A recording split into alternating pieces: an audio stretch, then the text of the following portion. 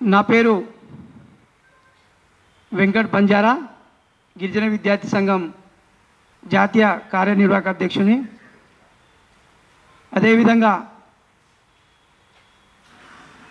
లంబాడి హక్కుల పోరాట సమితి మహిళా విభాగం ఆధ్వర్యంలో లంబాడీలకు మంత్రి పదవి ఇవ్వాలని చెప్పేసి ఇవాళ సోమాజిగూడ ప్రెస్ క్లబ్లో పాత్రికేయుల మిత్రుల సమావేశం నిర్వహించుకోవడం జరుగుతుంది.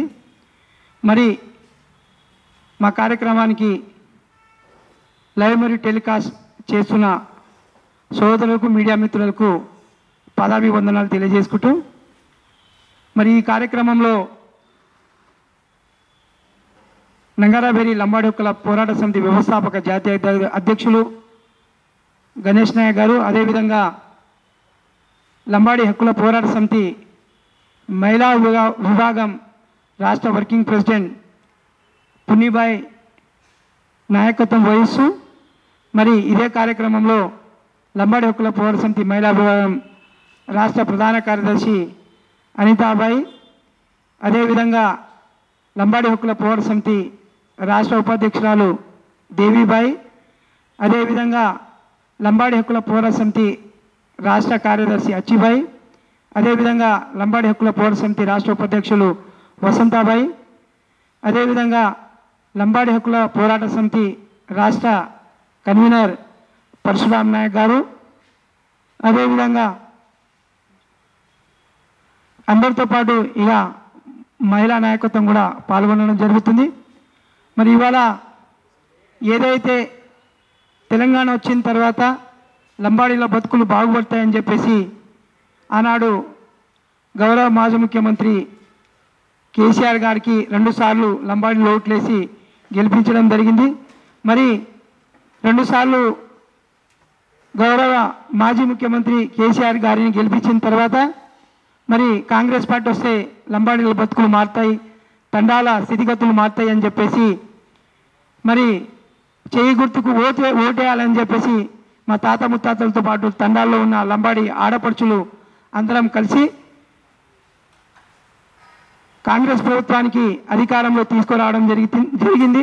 మరి అధికారంలో వచ్చిన తర్వాత ఏదైతే ప్రజాపాలన తీసుకొస్తా ప్రజల ముందు ఉండా అని చెప్పేసి మరి ఇవాళ గద్దెనెక్కిన ముఖ్యమంత్రి రేవంత్ రెడ్డి గారు లంబాడీలను మోసపరుస్తూ, లంబాడీలను కించపరుస్తూ, లంబాడీలను రాజకీయంగా అణగదొక్కాలనే ఆలోచనల విధానంలో భాగంగానే మరి ఇవాళ 16-18 నెలలు గడుస్తూ ఉన్నా కూడా 10% ఉన్న లంబాడీలకు మంత్రి పదవి ఇవ్వకుండా 10% ఉన్న లంబాడీలకు మంత్రి పదవి ఇవ్వకుండా కాలయాపన చేస్తూ ఉన్నాడు. మరి రేపో ఎల్లుండో మరి మంత్రివర్గ విస్తరణ ఉంది. మరి ఈ మంత్రివర్గ విస్తరణలో లంబాడీలకు మంత్రి పదవి ఇవ్వకుండా మాత్రం రేవంత్ రెడ్డి అదేవిధంగా కాంగ్రెస్ పార్టీ యొక్క అంతు చూస్తామని కూడా ఈ సందర్భంగా నేను తెలియజేస్తా ఉన్నా. ఎందుకంటే ఇవాళ కొడంగల్లో రేవంత్ రెడ్డి గెలిచిందంటే దానికి కారణం లంబాడీలు.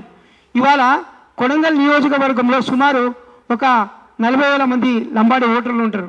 మరి ఈ లంబాడీలు అక్కడ ఉన్న అన్ని తండాల్లో ఉన్న లంబాడీలు ఆడపడుచులు అన్నదమ్ములు అందరం కలిసి ఏదైతే రేవంత్ రెడ్డిని అక్కడ ఎమ్మెల్యే గెలిపించడం వల్లనే ఇవాళ ఆయన ముఖ్యమంత్రి అయ్యిండు. మరి ముఖ్యమంత్రి అయిన తర్వాత కూడా లంబాడీలకు మంత్రి పదవి ఇవ్వకుండా ఏదో ఇప్పుడు తెలంగాణ రాష్ట్రంలో 2011 జనాభా లెక్కల ప్రకారం సుమారు 30 లక్షల మంది ఉన్న లంబాడీలను కాదని చెప్పేసి 3 లక్షల మంది ఉన్న ఏదైతే కోయ సామాజిక వర్గానికి చెందిన సీతక్కకు మంత్రి పదవి ఇస్తూ లంబాడీలను కించపరచడం జరుగుతుంది.